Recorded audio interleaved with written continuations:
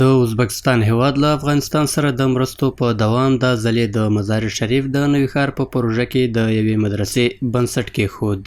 د بلخ ولایت مرستیال والي د ازبکستان هیواد له لورې د دغه دیني مرکز له جوړولو څخه مننه وکړه او دا یې د خلکو لپاره یو اساسي او بنیادی عمل وباله.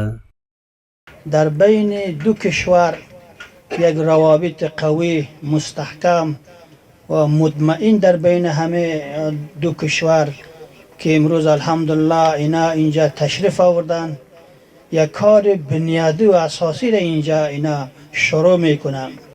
له بلې خوا د ازبکستان هیواد سرقنصل له اسلامي امارت سره د خپل هیواد له ژمنو څخه یادونه وکړه او د دغه مدرسې جوړول یې د دوه اړخیزو اړیکو د ودې بیلګه یاده کړه او د لا زیاتو مرستو ډاډ یې ورکړ.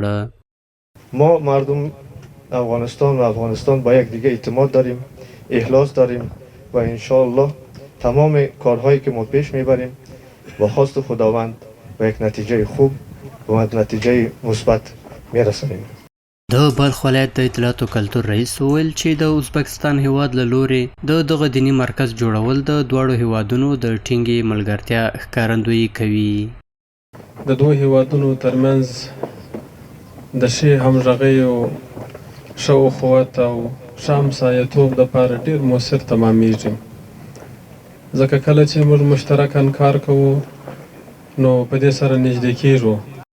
د بلخ ولایت د علماو شورا رئیس د دواړو هیوادونو ترمنځ ګډو ارزښتونو ته په اشارې وویل چې د ازبکستان هیواد له لورې د یاد دیني مرکز جوړول د دواړو خواو د دیني او اسلامي عقایدو ښکارندویي کوي.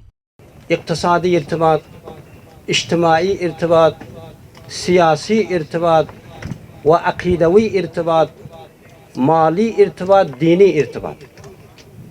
مهمترین ارتباطی که اسلامی کشورونو ارتسګه دینی ارتباط و عقیدوي ارتباط. ورته مهال د بلخ ولایت د پوهنې رئیس د دغه دیني او زده کړیز مرکز جوړول د ټولنې په وده او پراختیا کې ارزښتناکه بولي. موږ د خپل همسایه هیواد بالخصوص د حکومت څخه ډیر منندوی یو چې زموږ سره هغه همسایګي څه چې الله او رسول ویلي دي. په د 3 کالو د امارت اسلامی په حکومت کې الحمدلله کار روابط مو ډېر قوي شوي دي. دو ملت است که هر دو طرف دارای کلتور و فرهنگ مشابه همه مشابهت زیادی داریم با اینا.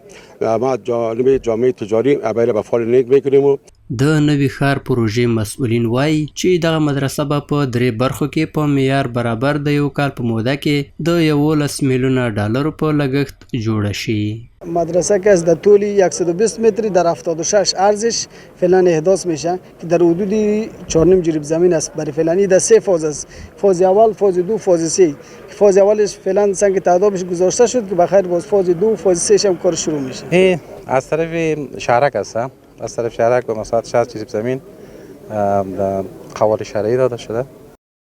د یادولو وړ ده چې د بلخ ولایت مقام له لورې د دغه دیني زده کړو مرکز د جوړولو وړاندیز شوی و چې د ازبکستان هیواد له لورې اسلامي امارت ته له جوړولو څخه ډاډ ورکړل شو.